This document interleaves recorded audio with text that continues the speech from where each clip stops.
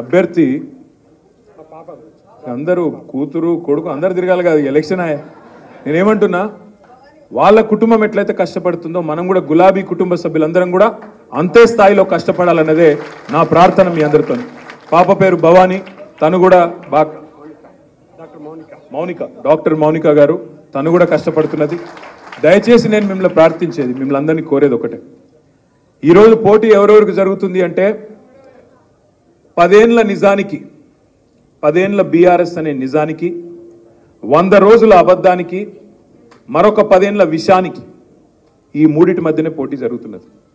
10 ఏళ్ల నిజం బీఆర్ఎస్, 10 ఏళ్ల విషం బీజేపీ, 100 రోజుల అబద్ధం కాంగ్రెస్ పార్టీ. ఈ మూడిటి మధ్యనే పోటీ జరుగుతున్నది, వ్యక్తుల మధ్యన జరుగుతలేదు. అబద్ధం 100 రోజుల అబద్ధం అని ఎందుకంటే నేను ఉత్తగానే అంటలేను. బస్సు ఫ్రీ, బంగారం ఫ్రీ అన్నాడు. ఇప్పుడే మా కేతక్క ఏం చెప్పింది, కళ్యాణ లక్ష్మి దిక్కు లేదు, ఏం దిక్కు లేదు, ₹1,00,000 ఆ పాత చెక్కులే వస్తున్నాయి తప్ప బంగారం లేదు, మన్ను లేదు అని తిట్టిందా లేదా? ఉత్తానే తిడుతుండ్రు అయ్యాల ఆడబిడ్డలు. అటు ఆడబిడ్డలు నారాజున్నారు, ఇటు ఊర్లలకు మేడ్చెల్ల ఊర్లలకు రైతులు పొల్లు తిడుతున్నారు. డిసెంబర్ 9 నాడు ఎక్కడున్న రైతన్నలు 2 లక్షలు తెచ్చుకోండి, నేను కడతా, 9 తారీఖు నాడు నేను దస్కత్ పెడతా అన్నాడు. మరి అడవాయ్ డిసెంబర్ 9 వాయ్, జనవరి 9 వాయ్, ఫిబ్రవరి 9 వాయ్, మార్చి 9 వాయ్, ఏప్రిల్ 9 రావట్టే. కానీ 2 లక్షల రుణమాఫీ లేదు, ఓదికి రుణమాఫీ లేదు, రైతు బంధు రాదు, కరువు వచ్చింది, కనీసం మంత్రులు ఊళ్ళకు పోరు. అక్కడ కరువు వచ్చి రాళ్ల వాన పడితే కూడా రైతులను అడిగినోడు లేడు, పట్టించుకున్నోడు లేడు. కనీసం అధికారులు పోయి ఎన్యూమరేషన్ చేసి ఎకరానికి ₹10,000 నష్టపరిహారం ఇవ్వమంటే అది ఇచ్చే తెలివి లేదు. అందుకే నేను అనేది 100 రోజుల అబద్ధం రేవంత్ రెడ్డి పాలన. ఒకటి కాదు, ఏ పని కూడా ఇప్పటి వరకు చేయలేదు రేవంత్ రెడ్డి గారి ప్రభుత్వం. నేను మిమ్మల్ని మనస్ఫూర్తిగా కోరేది, మనస్ఫూర్తిగా ప్రార్థించేది, రైతుల్లో ఆల్రెడీ చర్చ చాలైంది, రైతుల్లో ఆల్రెడీ మంట ఉన్నది. అటు ఆటో డ్రైవర్లు వాళ్ళు మంట మీదే ఉన్నారు, వాళ్ళు కూడా కోపంగా ఉన్నారు. ఇటు యువకులు మా తమ్ముళ్ళు వాళ్ళు కూడా కేసీఆర్ ఇచ్చిన ఉద్యోగాలను 30,000 ఉద్యోగాలు కేసీఆర్ ఇచ్చిన ఉద్యోగాలకు కాగితాలు ఇచ్చి బురిడి కొట్టించి నేనిచ్చిన ఉద్యోగాలని చెప్పుకుంటున్నాడు, మోసం చేస్తున్నాడు అని చెప్పి విద్యార్థులు ఆగ్రహంగా ఉన్నారు. బంగారం ఏడవాయ అని మహిళలు ఆగ్రహంగా ఉన్నారు. మహాలక్ష్మి ఎక్కడవాయ నెలకు 2,500 మా ఆడబిడ్డలు కోపంగా ఉన్నారు.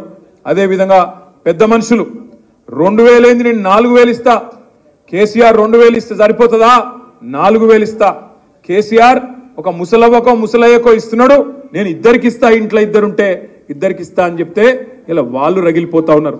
ఇంతకుముందు మాట్లాడుతుంటే వెనకకెళ్ళి నేను వింటున్నా, పెన్షన్ పోయింది అని కేతక్ అంటుంటే ఆ పెన్షన్ కూడా ఒక నెల ఎగొట్టిండని చెప్పి వెనకకెళ్ళి మా మహేశ్వరి, మా బేగంపేట కార్పొరేటర్ ఆడబిడ్డ చెప్తా ఉన్నది.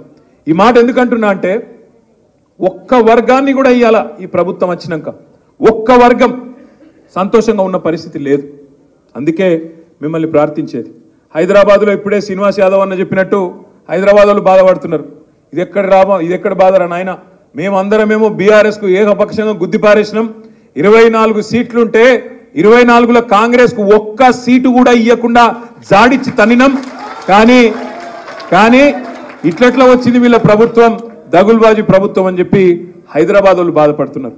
నేను మిమ్మల్ని ప్రార్థించేది, కోరేది దయచేసి ఒకటే, మళ్ళొక్కసారి మన కమిట్మెంట్ను, మన పార్టీ సత్తాను చూపే ఒక సందర్భం ఇవాళ.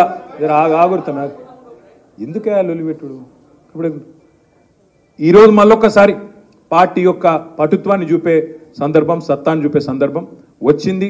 దయచేసి సీరియస్గా తీసుకుందాం, ఎక్కడో అక్కడ సీరియస్ తీసుకుందాం.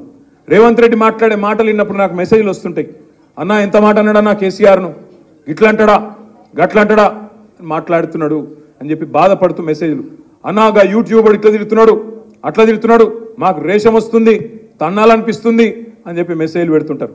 నేను ఒకటే అంటున్నా, ఎవరిని తన్నులు అవసరం లేదు, గుద్దులు అవసరం లేదు, ఓటు గట్టిగా గుద్దుతే మళ్ళా పార్లమెంటులో మోత మోగితే అందరు మొరిగే ప్రతి ఒక్కరికి సమాధానం చెప్పినట్టు అవుతుంది. రేవంత్ రెడ్డి నుంచి మొదలు పెడితే యూట్యూబ్లో మొరిగే కుక్కల దాకా అందరికి సమాధానం చెప్పాలంటే మన గెలుపే దానికి సమాధానం అయితే తప్ప ఇంకొకటి కాదు. ఇంకొక మాట కూడా నేను మీకు విజ్ఞప్తి చేస్తున్నా, మాకు కూడా ఉంది బాధ. అరే గింత 10 సంవత్సరాలు ముఖ్యమంత్రిగా ప్రజల మద్దతుతో పనిచేసిన నాయకుడు, తెలంగాణ అనే రాష్ట్రాన్నే పుట్టించిన నాయకుడు, శూన్యంలోంచి సునామీ పుట్టించిన నాయకుడు కేసీఆర్. అట్లాంటి కేసీఆర్ను పట్టుకొని నోటికొచ్చిన మాటలు మాట్లాడుతుంటే మీకెంత బాధ ఉందో నాకు కూడా అంతే బాధ ఉంది. కానీ ఈ సన్నాసులకు సమాధానం చెప్పాలంటే, కరెక్ట్ జవాబు చెప్పాలంటే పార్లమెంట్లోనే మన ఓటుతోని మనం వేసే వేటే వీళ్ళకు కరెక్ట్ సమాధానం.